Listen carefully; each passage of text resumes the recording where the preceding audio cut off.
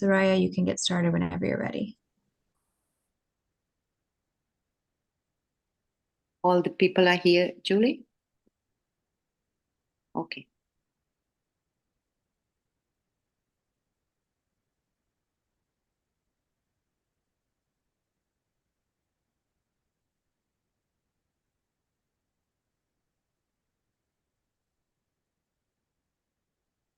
Okay, greetings everyone. Good morning, good evening, good afternoon, wherever you have signed in, called in from. My name is Soraye Deen. I will be moderating this program today. On behalf of American Muslim Multi-Faith Women's Empowerment Council and its coalition of women partners, we welcome you to this important webinar. Before we proceed, let us take a moment to remember the three victims of Hamas's hostage taking, who have met the incredible of death in their brutal hands: Shiri, Ariel, and Kifir. We must also remember all the hostages and hope that Hamas releases the hostages immediately. And at this moment, let us also take a minute of silence to remember the Palestinians and all the Jewish lives lost in this reckless war started by Hamas. So why did we Muslim women come together to highlight the anomaly of what is happening today? I would sum it up for two reasons. One is we saw the desecration of Islam by Hamas, and we saw the silence of majority of Muslims who never spoke up. And we know how Hamas has commits his acts of violence and calls out Allahu Akbar. And not just verbally, but if you look at the Hamas manifesto, they say the Islamic resistance movement is a distinguished Palestinian movement whose allegiance is to Allah and whose way of life is Islam. It strives to raise the banner of Allah over every inch of Palestine. Now, that is not the Islam we grew up in, and that's not the Islam we want the world to see. So we speak up. Secondly, we make a great mistake if we think anti-Semitism is a threat only to the Jews. It is a threat to America. It is a threat to world security. So we speak up. And I remember my 7-year-old son, I was talking to him one time several years ago about anti-Semitism. And he asked me, Mommy, is criticizing Israel, is it not anti-Semitism? And I turned to him and I said, son, do you believe you have a right to criticize America? And he said, yes. And do you then believe that America has no right to exist? And then he was speechless. So this is the crux of our discussion. Anti-Semitism has taken such a deep turn, and it always has been that Israel has no right to exist. And we know 56 Muslim nations, 103 Christian nations, and one Jewish state, Israel. Really, they say 1/4 of the 1% of the landmass in the Middle East. And yet, Israel is the only state that has its right to exist regularly challenged. And I think as human beings today, as citizens of this world, we have to stand by any country whose right to exist is challenged. And the way Hamas is done, it in the name of Islam, in the name of the Muslims, should be zero acceptable. So let me get to the program. I have so much to say, but I will be moderating. This program is going to be very high-paced. We're going to first have 4 of our panelists talk about their take on anti-Semitism.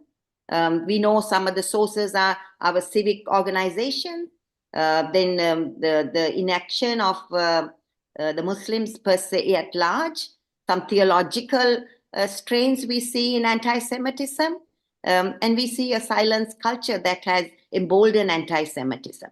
So our speakers are going to speak. And then there will be a question I'm going to pose to each speaker. And then we will open it out to you for questions. And we're going to keep it tight and on time. We will be done in an hour.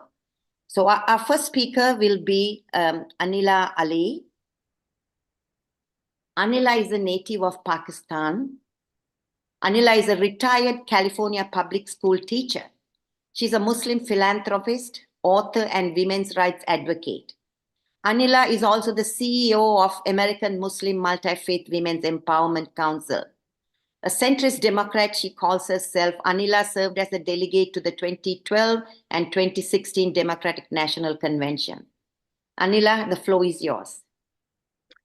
Assalamu alaikum, Bismillahir Rahmanir Rahim. Thank you, Soraya, for this kind introduction. And thank you for putting this very important panel together. The discussion is very timely, and it's something that we need to discuss as Muslims, as Muslim faith leaders, and as women, because we are the nurturers. So, Soraya, thank you so much. What has happened since 9/11 is it's a lack of inaction of our organizations, our Muslim majority organizations. They have hesitated to address the growing radicalization in our community after 9/11, and then now the increased anti-Semitism in our community. And as responsible Muslim leaders, we decided that we would come forward and talk about this very pressing issue. If you recall, all the ladies that are here with me, we have been working on countering extremism since 9/11, whether it's within our community or outside of it. We have been partners in countering it. At that time also, there was a growing, let's blame it on the Jew syndrome. 9/11 happened. What did we do? We blamed it on the Jewish people. Oh, Israelis did it. They stayed away from their from work that day. There's the whole plethora of anti-Semitic blame games and all of that for 9/11. Then San Bernardino happened in America. The same thing happened. Our organization, women's organization, our Muslim women, we got up and we tackled it. Why is it that every time that we as Muslim women speak, we are harassed, we are intimidated? Sometimes we're told, you're not Muslims. Sometimes we're told, you're not good Muslims. And sometimes we are lambasted with accusations of being Israeli agents, CIA agents, FBI agents. It really bothers us to hear that and to see that our community does not want to self-reflect.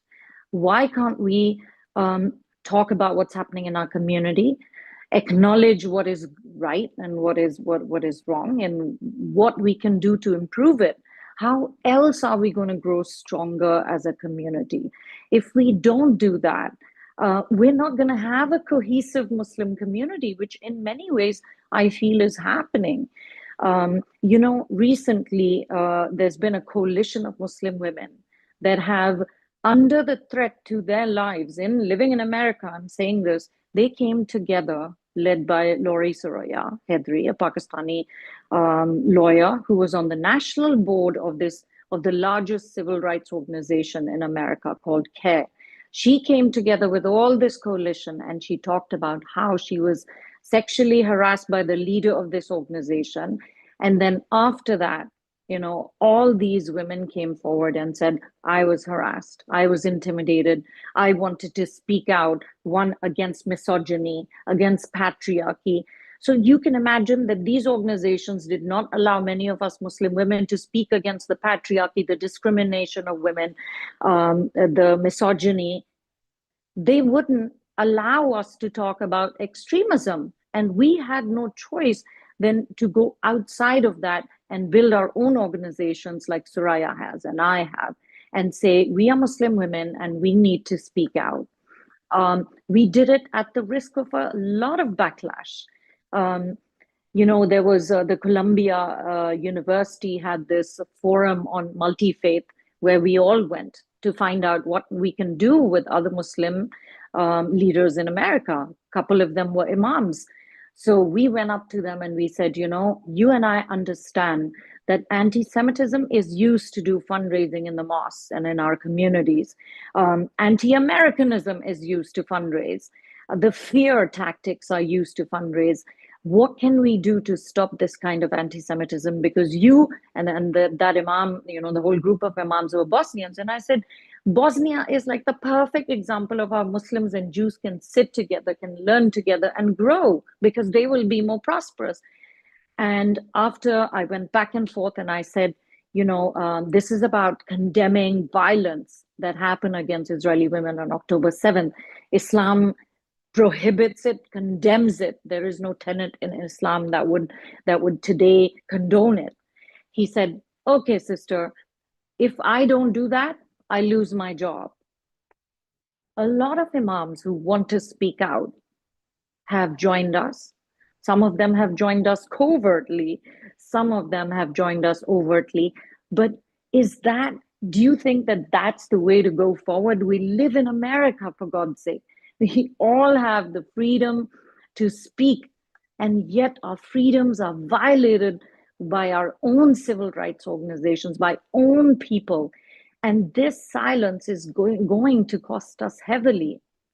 You know, the best thing that we can do as a community is to come together and today say, if we are standing with Israel, if we are standing with Israeli women who were raped, abused, tortured in the name of our religion, Islam, does that mean we are betraying Islam, that we are not Muslims? Or does that mean that we're actually real Muslims because we are acknowledging and we're saying, this is the truth, how do we fix it? It does not mean that we are against the Palestinians or we're against Islam.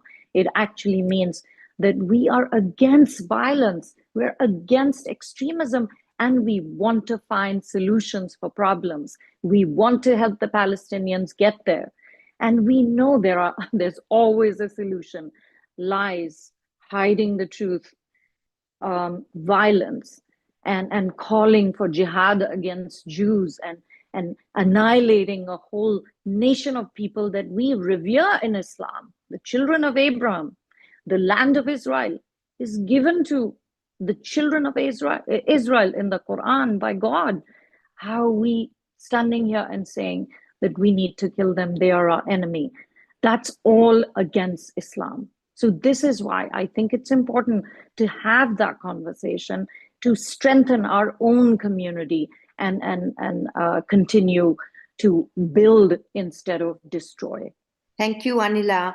You know, I have a question for you. In the Middle Ages, we know the Jews were hated for their religion. Then today we believe that Jews are hated because of their nation state, the state of Israel. And this hatred has spilled over to the United States, which our beloved home, our country. So how is it that in America today that armed police protect synagogues while the Jewish people pray? Jewish schools are guarded by armed personnel, all because something that is happening in some other part of the world. Where has our government failed? You and I work so deeply in the field of religious freedom. Where has our government, our leaders, particularly our Muslim political leadership, if there is one, where have we failed? You know, Soraya, you and I know that if anti-Semitism it's the age-old, 5,000-year-old hatred, and we know that it's been simmering everywhere. But what people do not understand here and the rest of the world is that those people who can hate Jews will hate other people, will hate the Christians, later on will hate the gays, will hate somebody or the other. Hate is a vicious cycle. And our government, the previous administration, and did not do enough to combat it within its own circles. The Democratic Party ended up protecting those that were causing anti-Semitism within the party. We all know now there is so much evidence linking these Muslim organizations like CARE and MPAC and ICNA and ISNA. FBI calls them inappropriate organizations. And their people endorsed by those organizations, were hired by the Biden administration. And we have a whole list of those names. Now, the number one person they hired to protect the homeland against hate was the Deputy of Homeland Security, Brenda Abdullah. She was on the board, the national board of the CARE organization, Council on American Islamic Relations. When you fail to tackle anti-Semitism and Islamism within your own political circles, then what are you going to do? You're going to end up having this acceptability of anti-Jew hatred. And that's what we ended up having in the past 4 years. I hope that the present administration puts equal focus. I mean, it's tackling the issue of migrants and illegal migrants. It needs to first look within our borders and see who is the biggest enemy right now. The biggest threat to homeland security right now is Islamism. It is happening in our mosques and it's not being toned down. There are many imams who will call and tell us, just come on Friday and come and listen to the sermon. You know, this is not right. We live in America. We don't want to call for the annihilation of Israel because they are people of the book. There are imams who are siding up with us and calling out and saying, please, you have to watch what we're saying. We have completely ignored the rising Islamism within the Democratic Party, within the left liberal circles, in academia. I mean, why is it that the Jewish people have such a hard time when they have to call out anti-Semitism? And you're absolutely right. We are a country, when our top priority is religious freedom, how is it that a Muslim can go wearing whatever they want to into a mosque and have no problems? Majority of us don't have a problem. But a Jew in America today cannot wear a kippah. There are women and young people who don't wear their Star of David to school for fear of being harassed for what they believe in. Thank you. Thank you, Anila. Yes, you and I remember your organization. We got together, we wrote an op-ed when we heard of the Jew exclusion zone at UCLA. And I was speaking at the Notre Dame School of Religious Freedom on the Jewish-Muslim relationships. And point blank, we have to acknowledge we have deep hostilities. And that has to be corrected. And our Muslim leaders, they are in derelict of their duty for letting what is happening right now. All communal contracts with the Jewish people have been broken, and they expect us to be silent too. And Anila, thank you for your voice. You have, I mean, I cannot name anybody who has stood up so valiantly, so courageously to speak the truth on anti-Semitism and on behalf of justice. And not to forget that this is ongoing work, and let us acknowledge that the Democratic Party has failed miserably trying to pander to the bases, you know. Thank you, Anila. So next, I want to invite Zeba. One of the reasons anti-Semitism thrives in the Muslim world is that we don't know the history and the stories of the Jewish people, the Jewish pogroms, the Russian migration, the Holocaust. But our next speaker, who was born in Bangladesh, you told me these stories about how your father had a book rack. He was an intellect who was very much into studying cultures and people. He had a book in the book rack. There was a book on the Holocaust, and that really, I thought, wow, what a beautiful message. So let me introduce you, and you can share your perspectives on what you are going to say this morning. Zebunnesa Zubair is a peace ambassador born and raised in Dhaka, Bangladesh. She moved to the USA in 1997. A former California farmer, a consultant, a financial professional, and a fashion stylist.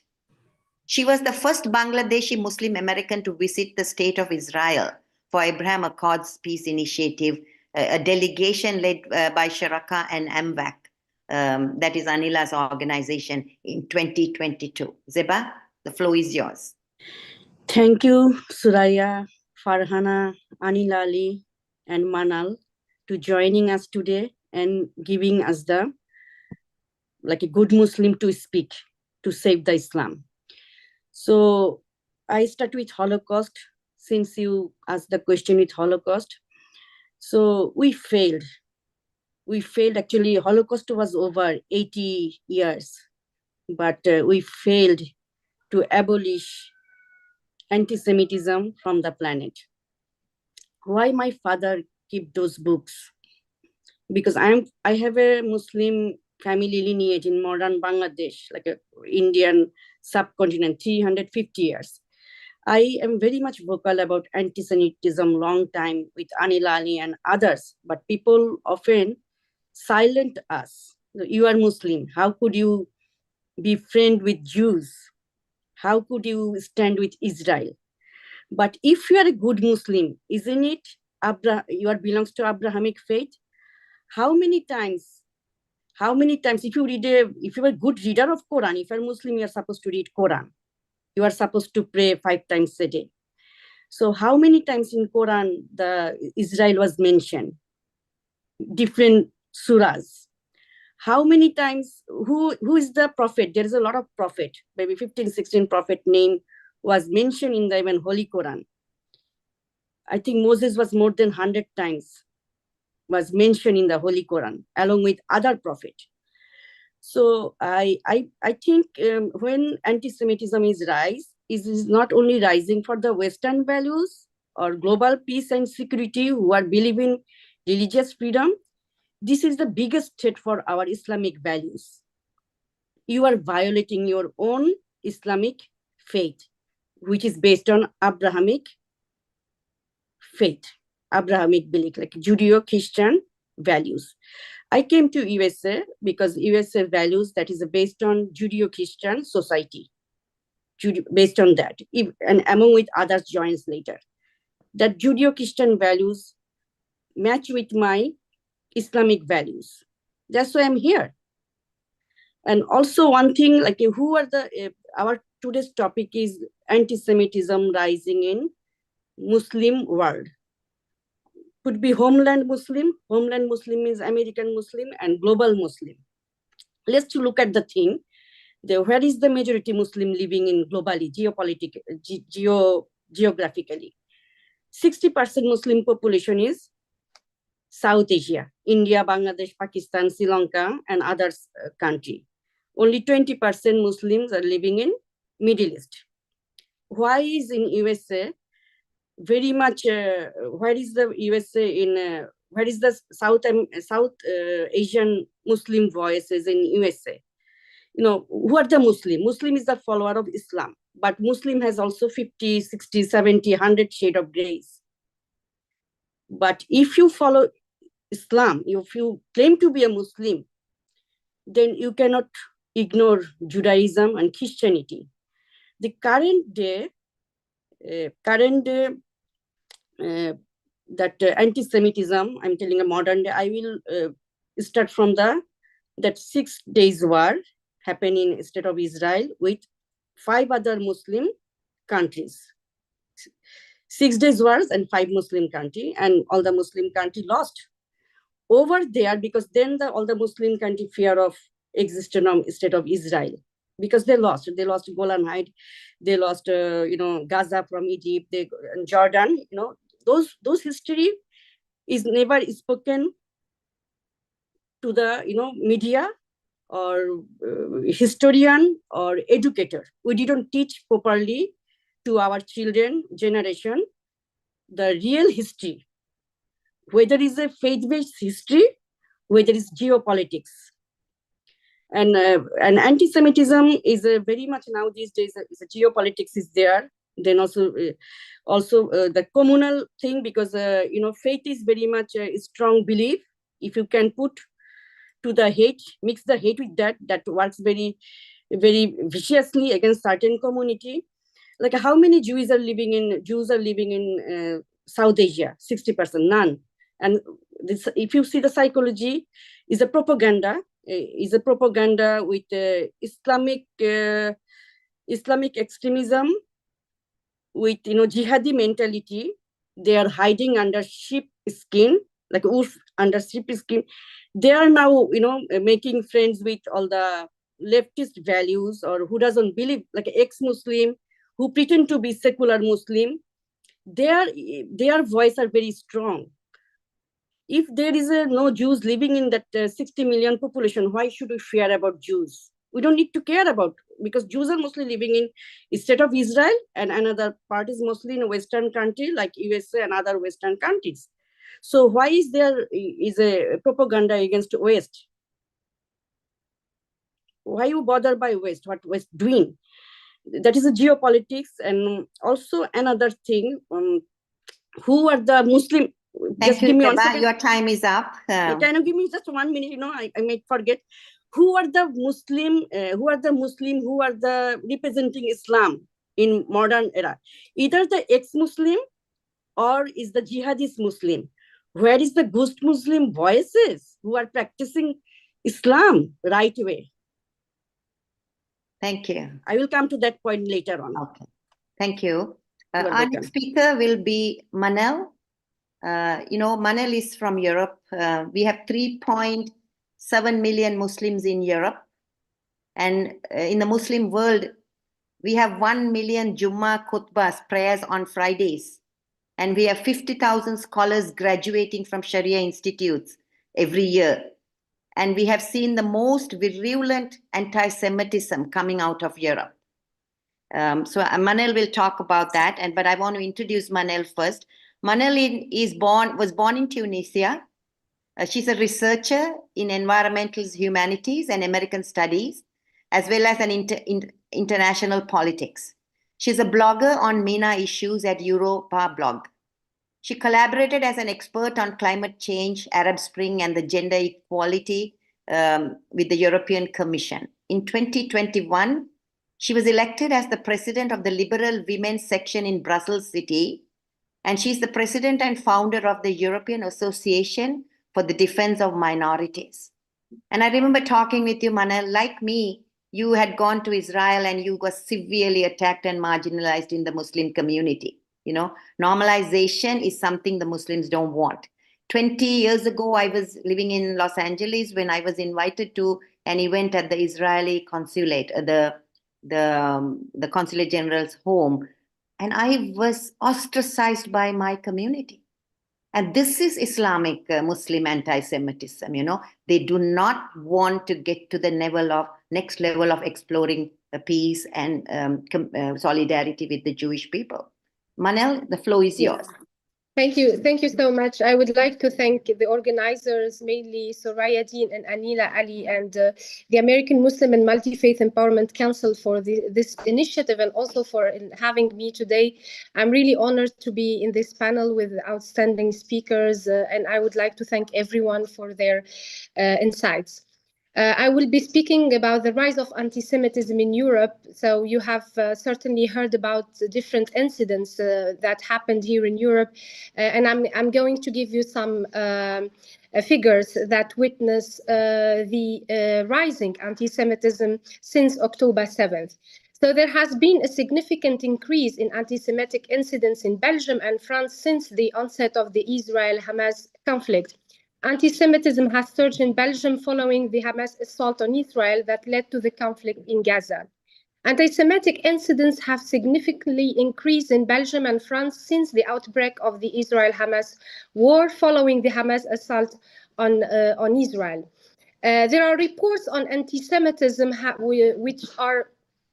which research in Belgium, and recent statistics released by an independent organization dedicated to combating discrimination indicate that between October 7th and December 7th of 2022, there were 91 reports concerning the Israel-Hamas situation. And the rise of anti-Semitism in Belgium has been noted following the Hamas attack on Israel, which ignited a conflict in Gaza. The independent body fighting discrimination noted so many reports, and there was a total of 57 reports for the entire year of 2022. In France, statistics from the Interior Ministry of the Jewish Community Protection Service watchdog revealed that 1,676 anti-Semitic incidents were recorded in 2023, a significant rise from the 436 reported the previous year. The Council of Jewish Institutions in France, the nation's primary Jewish advocacy group, stated that the number of anti-Semitic events in the 3 months after the October 7th attack matched those of the preceding 3 years combined. The majority of the reports highlighted comments of action viewed as anti-Semitic, with some of instances involving Holocaust denial, according to the independent organization UNIA, which is an organization which fights against racism. In 66 incidents, it was evident that Jewish individuals were the intended targets. Most of these incidents included hate messages, with over half occurring online. However, there were also remarks made in public spaces. UNIA is working alongside with the Public Prosecutor's Office and Belgian police on 9 cases involving assault and property damage, as stated. The report noted instances of violence, vandalism, and the desecration of numerous graves in the Jewish section of a cemetery near Charleroi, which is a city in Belgium. We can thus indicate a noticeable rise in reports of anti-Semitic incidents since October 7, 2023, stated UNIA. It also received 8 reports concerning discrimination or hate speech associated with the Palestinian origin, Arab descent, or Muslim beliefs of the individuals targeted from October 7th, after October 7th. Several European nations have documented an increase in reported anti-Semitic actions and statements since the beginning of the conflict. In Italy, incidents of anti-Semitism reached record levels last year, with 216 reported cases in the final 3 months of 2023, compared to the total of 2041 for the entirety of the prior year. And the Anti-Semitism Observatory reported 454 incidents in Italy last year, marking the highest number ever documented in the country. These included violent confrontation as anti-Israeli protesters attempted to reach a trade fair in Vicenza, northern Italy, to oppose the presence of an Israeli pavilion at the event. Belgium has a Jewish community of approximately 29,000 people, according to the World Jewish Congress. While the majority of Brussels' Jewish community is secular, Antwerp is home to a sizable ultra-Orthodox population and boasts the largest Hasidic community in Europe. Unfortunately, the Orthodox population has been subject to incidents of hate and intimidation in the streets since October 7th. In France, which hosts the largest Jewish and Muslim populations in Europe, the Council of Jewish Institutions in France reported that 57.8% of anti-Semitic acts in 2023 were aimed at individuals. These incidents involved physical aggression, threatening language and gestures, and the organization highlighted a dramatic rise in anti-Semitic acts occurring in schools. Unfortunately, the individuals committing anti-Semitic acts are becoming younger, and schools are no longer safe spaces, as the UNIA reported. So, as you mentioned earlier, universities are targeted by extreme leftists and Islamists in Europe.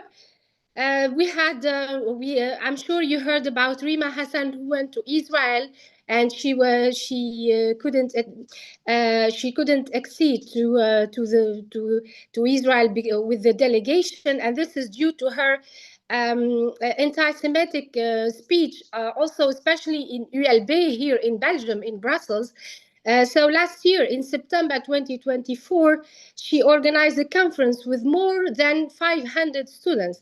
I quote her on Twitter. She was saying, "Tonight, many students from ULB University mobilized to participate in the conference on Palestine and European complicity with the crimes committed by Israel. Thank you for your welcome. And to those who tell us that it is not a subject that in the interest European citizens, tonight we were short of 200 places to accommodate everyone. So this is to show the impact of the leftist propaganda and the Islamists, and also to show that universities, unfortunately, are targeted by this kind of ideology, which is against, not only against Israel, but also against the West and against Europe. Imagine that she is elected as a member of the European Parliament, but she has a discourse, an ideology, which is against the European integration and against the European social peace and coexistence. Unfortunately, as Anila mentioned also, the Muslim community here in Belgium and in Europe in general are influenced by this leftist propaganda, and there is a kind of responsibility from the politicians who prefer actually to have the votes and have the majority of votes from the Muslim community by turning a blind eye on anti-Semitism and anti-Semitic incidents, and having a discourse which pleases the Muslim majority, especially for having votes and to be elected. But unfortunately, we know the results that it turns to be the rise of Islamism in our society. Also, we have a problem with secularism. Women's rights are going backward, and we have a lot of problems regarding freedom of speech, women's rights, harassment, online harassment, and also anti-Semitism. So anti-Semitism is the beginning of a series of problems on discrimination, as Anila mentioned. Thank you very much. Manel. I have a question for you. Thank you so much. In January 2000, Europe has done so much to combat anti-Semitism. Yes. I'm baffled at what's happening. In January 2000, representatives of 46 governments around the world gathered in Stockholm to issue a collective declaration against anti-Semitism and prejudice. Thereafter 9/11 came and they said Jews were behind it. Every possible tragedy is attributed to Israel and the Jewish people. How did this organization of Islamists become so strong, particularly in Brussels? It's such a small country, largely in Europe. But if you can just give some insights into Brussels, that will be useful for us. Yeah, and unfortunately, as I mentioned, there is a kind of complicity between the leftist parties, especially, and the Islamist movements. And since the leftist parties are looking only for votes, they don't bother about the consequences of having this Islamist ideology. So for so many years, if we take the commune of Molenbeek, which is a famous commune, unfortunately famous for the bad reasons, is what happened with Charlie Hebdo, what happened also with the France attacks in 2015. There were people coming from Belgium, and they were radicalized. So there is the rise of radicalism and marginalization of this population. Unfortunately, for more than 20 years in this commune and in other communes, we had the problem of disintegration of the Muslim community. So the Muslim community is not integrated. And there is also the rise of anti-Semitism, but also discrimination against women, forced hijab, etc. in some neighborhoods. So there is this kind of Islamist propaganda and Islamist ideology in these neighborhoods, and there were a lot of organizations and a lot of enterprises working in this neighborhood, but they are supported by other countries which finance the radical Islam and finance the Muslim Brotherhood movements.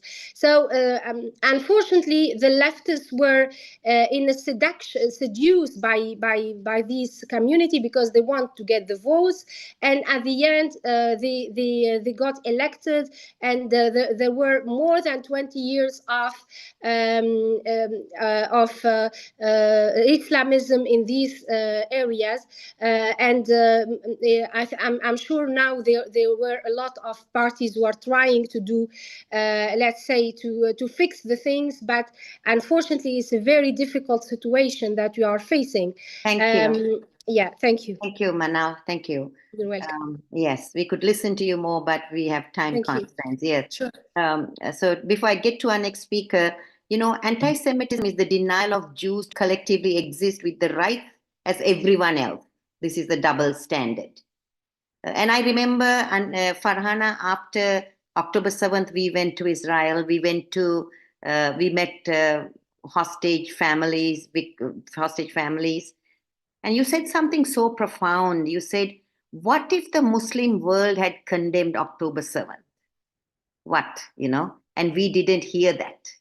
And that was a lament. I'm sure it came from the bottom of your heart as a woman, as a mother.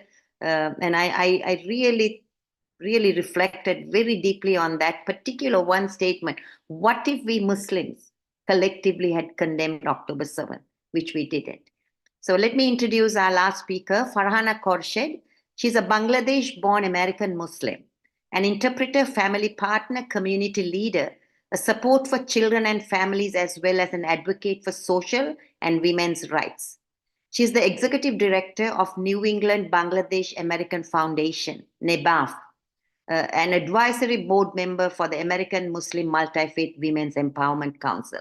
And Farhana, the floor is yours. Thank you, Soraye, and I want to acknowledge everyone who has made time to join us this morning. Soraye has done my introductions. I will just pass by.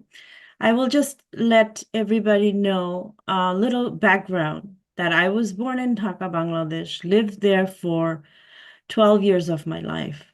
My household never discussed discrimination against anyone around us. In fact, my neighborhood consisted of Hindus, Buddhists, Muslims, and Christians. I attended missionary school run by nuns from the United States. We observed all different religious holidays all year long. When I first arrived in the United States, I made 3 friends, David, Dorian, and Tina. When I reflect back now, David was a white American, Dorian was an African American, and Tina was a Puerto Rican girl.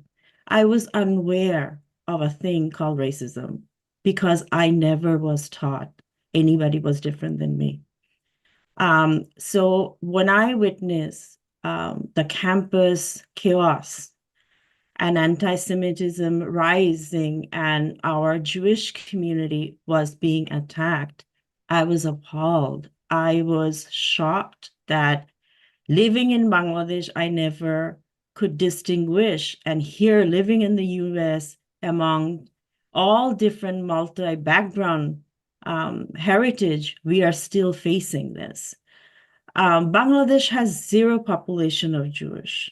And I found it very interesting in my conversation with many fellow Bangladeshis that they're very anti-Israel, but they're not anti-Jewish. The lack of understanding of the connection, the knowledge of the history, it is very difficult to understand the dynamic of the situation and the current conflict. So most of the people are unaware of what they're supporting or what they're advocating for when they're saying, hatred to Jewish or behaving in any anti-Semitic ways. South Asian community at this moment, I feel, is becoming less and less accepting to any minorities. Either is Hindus, the recent fall down with Bangladesh that happened with Hindus and Buddhists, and it's very alarming to see what is happening all around the world. The good news remains that South Asian children growing up in the United States are more open to different narratives and perspective because of our secular background. We are not Arab Muslim, and that needs to be very distinguished. We are actually very culturally enriched in music, literature, and theater. However, the contradiction between culture and religion right now is Bangladesh and South Asia is causing tug of war. And our leaders should, step up and preserve the heritage and culture and do something about it. Despite the minimum of no Jewish presence in Muslim countries, anti-Semitism remains prevalent, highlighting the troubling nature of learned hate. Here in Massachusetts, when MWAC board has come, we joined together, visited Harvard and MIT to discuss anti-Semitism and extremism, what was happening after October 7 in the campuses around us, to engage the student in a dialogue, to hear everybody out. We were disappointed and disheartened because none of the Muslim students showed up, nor any moderate Muslim community supported us. During that time, I still recall a Jewish mother came to me and asked me, do you have anyone to come and talk to my children? Because they went to school with Muslim friends and now they are not talking to them. Some of them says hi or waves from afar, but they are not talking. That get me to reform through my local foundation, Student Ambassador Program for NIBAV, where I managed to have Southeast Asian, Muslim, Hindus, Buddhist students to come together so we can work together with Jewish community and other community to bring in the topic that we all, as a parent, we are failing. So it kind of tells me, where are we going wrong?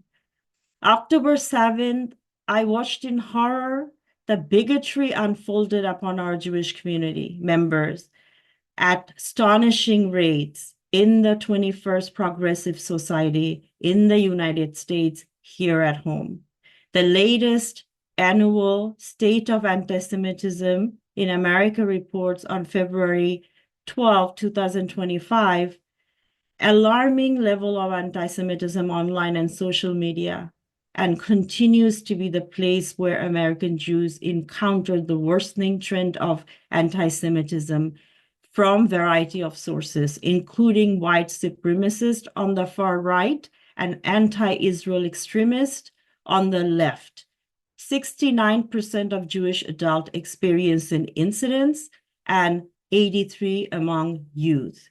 Overall, globally, ADL reports 46% adults worldwide hold anti-Semitism views. And surge of worldwide anti-Semitism is 340%. Let's say October 7th was a wake-up call for all humanity, all of us. We witnessed live how hatred can turn a human into a total monster. I am afraid this kind of hate is not going to end with Jewish, the way the worldwide, the riots that going on against minority is just the beginning of something big, and I'm afraid of that. I urge our Muslim parents, we need to protect our children from this nightmare of jihad. It needs to be addressed. It needs to be talked about at home. It is my duty as a member of our community to protect my fellow neighbors. I hope at the end we can embrace peace, understanding, and compassion at the end of the tunnel. Dr. Martin Luther King once said, I stand up for any form of bigotry because it's wrong, it's unjust, and it's evil. Thank you.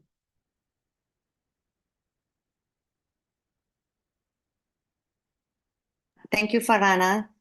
We have time for some questions from the audience, but I just want to ask you this very pertinent question. The epicenter of anti-Semitism, we were told, is the Middle East. But we saw epicenters in your state, Massachusetts. We saw incredible levels of anti-Semitism coming out of Harvard. Who was behind that? What happened there? It is very, at this point, everything is calm and quiet, but a lot of Arab organization lead all these protests. And far left students, I have noticed a lot of far left student has joined that mission. At this point, everything is calm and quiet. But I hope it stays that way. I hope we have more events where we can collaborate and talk to the students for them to understand what they're participating in, what is the cause, what is the reality of the situation when they're calling, globalize the Intifada, what that means. For us, it is, as a parent, a Muslim parent, it became our duty right now to sit.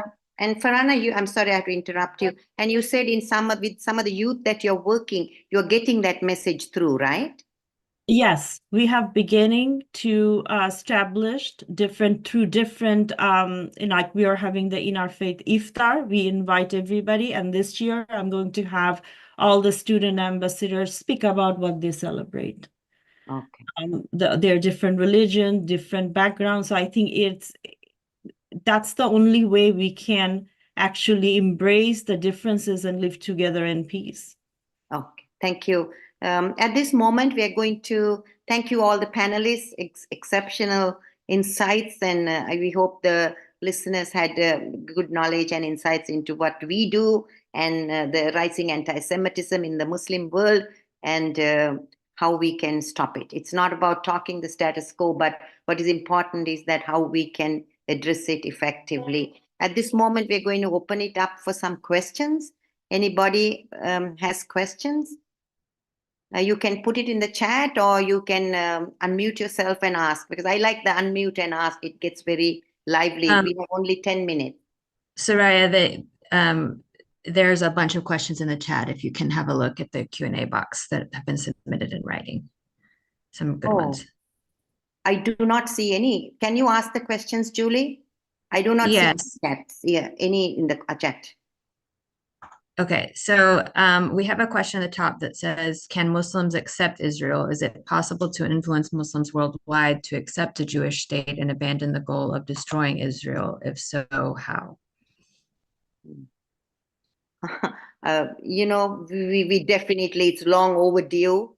If you look at theological exegesis, there's legitimacy for the country of Israel to exist. And I think how is happening because Hamas is being exposed. It's a terrorist outfit. To them, this war has been an ATM. They send a rocket, then wait for Israel to respond, then they get more funding. And people are seeing this. So I think we are on the right track. A friend of mine always says, Soraye, don't ever despair. Every setback is a setup for a comeback. So we are on the right track. Only thing, because I'm a community organizer, I feel we have all to come together and do something. We can't wait for someone else and for solutions to fall from somewhere. But in our communities, we can do little things. Anybody else wants to answer that question, or shall we go to the next one? Yeah. Julie, let's go to the next one. Yeah, we also have a question that says, in democratic societies, free speech is a fundamental value, but it's sometimes used to spread hatred and religious incitement. Where should the line be drawn between free speech and legitimizing anti-Semitism or Islamophobia? How can we combat this without undermining the right to express opinions? Manel, you want to take that?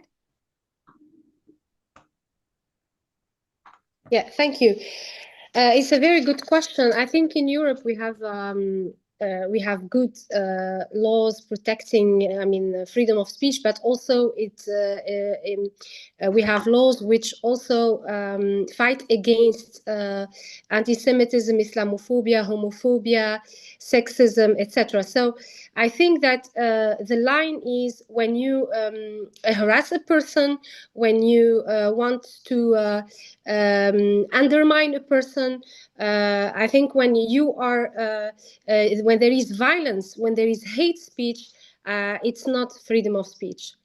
Freedom of speech is expressing your opinion without hurting the other, without undermining the other, with respecting the other. I think respect is the most important thing, the most important value that we need to install in our societies. We need to set up in our societies.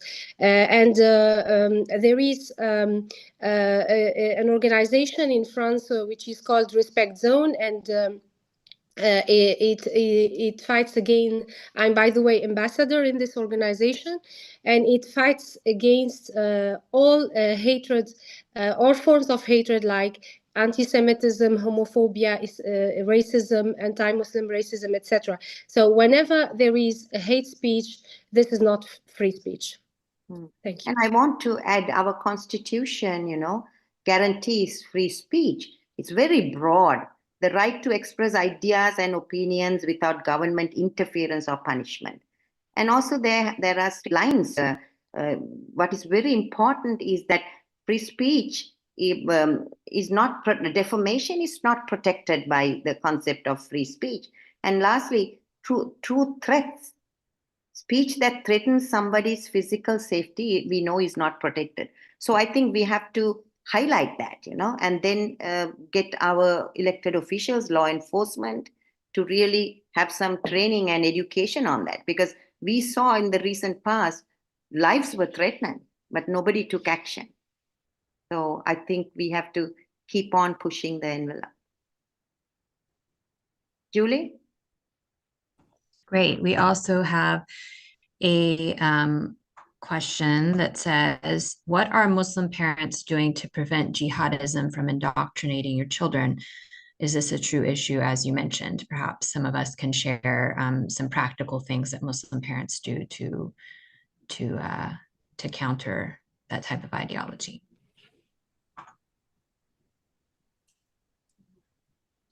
Can I? Yes, please.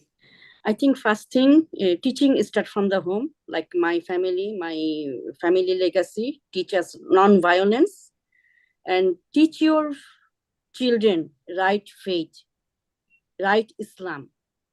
If you teach your children Islamic values at home, you teach your children what is your Abrahamic faith, your roots, your Islamic values, and also Quran. Read the Quran right way, because there is a 10 different kind of Quranic version. And also respect the country you live in. Respect the country you live in and right values. So it's not that much to raise children, not that much difficult to raise children in Western world, especially in United States. Other country has a lot of problems, socio-political problem, this problem, that problem. But at least I strongly believe we can raise very good Muslim generation in United States of America if we teach the right Islam to our children. Right Islam, again. Thank you. And I would also want to add, I think exposing our children, taking them to synagogues. I'm guilty of doing that. When my son was like 13 or 14, I took him to like 20 bar mitzvahs, So in our home, our culture was so different. And I think, I don't know, I think it depends on the community you're from. The more rural the areas, the more things might not happen. And I don't know, if you take Palestine, the textbooks are teaching hatred. So we know what needs to do is that we need to educate the children, not only at home, but at school and at the community level. And I think... Yes, please. Yeah, I think the question, it asks about the role of the parents, but I think that also the educational system has a big role to play. Because, for instance, here in what we had in Belgium and in Europe in general, that we had online radicalism, and we had a lot of young people who didn't know what is Islam, and they have like brainwashing with imams, etc., online radicalism. And the problem is that at school there is no sensitization about this. So here is the role of educators, of school teachers, but also of the Ministry of Education to fight against conspiracy theories, fake news, and radical ideology. So it's a shared responsibility. I mean, not only the parents, but also educational system. Thank you. I will add just a little bit. The question was what the Muslim parents are doing. I could say in my household, I taught my children to be human first, and everything comes after. And living in the United States, you have melting pot of so many religion, culture, background. And I periodically asked my kids that, you need to broaden your horizon, get to know your neighbor, get to know your fellow student member. You don't have to stay within your own group. I mean, that is comfort. Of course, you would come back. You're coming home and you have all these people, all these friends. Encouraging them to go out of their comfort zone and meeting people, get to know what they stand for. I feel half of the people in Muslim students who are advocating for all these justice for Palestine, I wonder how many Jewish friends do they have? And how, even Christian and any other religious background. So it is foundation of humanity begins at home. And then, of course, the education system comes second. So I could tell for myself, but I wouldn't know what other Muslim families, they have their own different values.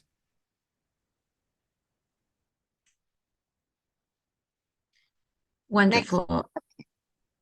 We have a couple questions. I'll roll them into one. These are great questions saying, how can mainstream Jewish and pro-Israel organizations help Muslim women to get a bigger platform?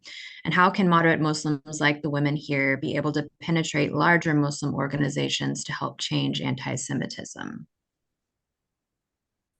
Oh, that question I would love to answer, because as Zeba said earlier, we have 680 million Muslims living in South Asia, and we are all South Asians. What the Arab world has so masterfully done is that they have they have cancelled any other version of the story of the Middle East conflict. They only wanted, this is 15% of the Muslim population, they only wanted the world to hear about what their version of the conflict. And their version of the conflict is a perpetual conflict. The Arabs never wanted peace with Israel. And thereafter, they gave it in succession. That was the policy. It's a national policy of these countries. What was this conference where they had the three no's? No negotiation, no peace, no nothing with Israel.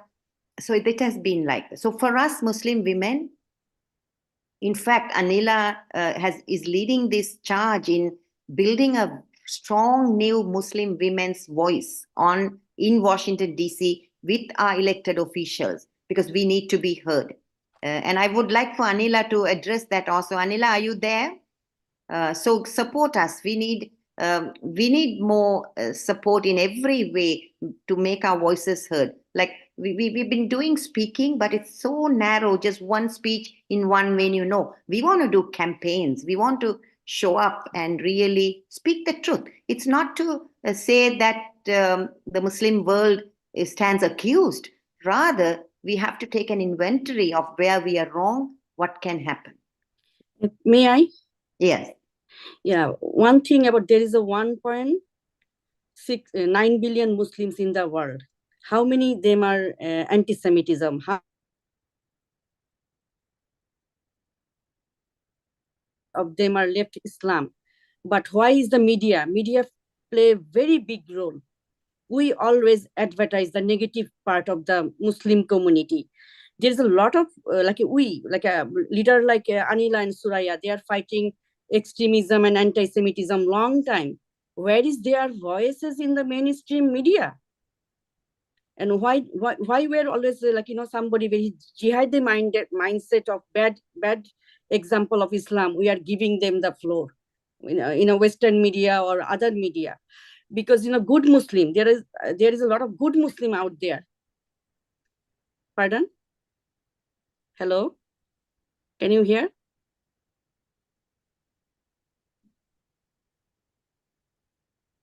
Hello? I can hear you. Yes. So where is the good Muslim voices there out there? We are people, we are getting silencing by speaking out the truth. We are getting silenced by a lot of gaslighting, a lot of what is called gaslighting and guilt trip given us like a victimhood trump card. Yeah. Thank you, Zeba. I think our time is up. Julie is our chief of staff. She just controls every one of us. She has some closing words for us. Please, please listen to her and support our work. This is really important. Thank you for asking, and so grateful for your presence and listening to our voices. Thank you, Julie. Yes, well, I just wanted to thank everyone on behalf of the American Muslim and Multi-Faith Women's Empowerment Council. Thank you to each of our panelists, and thank you to each of you for attending. We've also been live streaming this program on YouTube, and we'll be sharing the link, so we hope you'll also share it with friends. I think, as has been highlighted by each of our panelists here, this was such a critical moment for us, and we all felt really convicted that we needed to have this conversation now, and we needed to have it publicly. So on behalf of AMWEC and the many partners that we work with, I just wanted to encourage you to take up the suggestions of the speakers. Be engaged in supporting our work, not for us, but so that our communities together can have a better future here in the United States, and that can have a global impact. I think a couple of things that have been highlighted that we'd ask you to do: please follow our social media.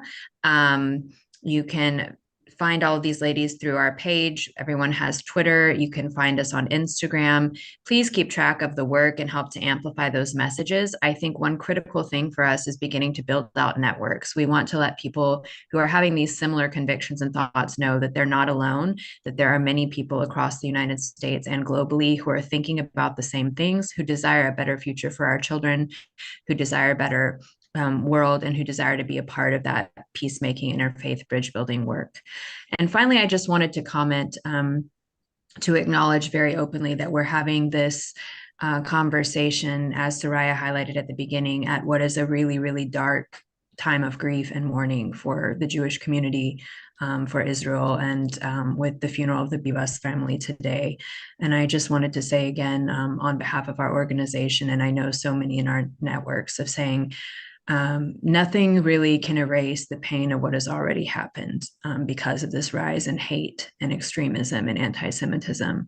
But I think these moments are something that for each of us have convicted us more about the value of our work, the need for it. And so please join with us in that. Follow us, support, help us to find additional platforms to share these messages, financially support if you do feel so inclined, and let us widen our networks. Let's empower other people to be doing this work as well. Let's build into young people, and let's do that together. So again, on behalf of everyone, thank you so much for joining us today, and let's do it together. Thank you.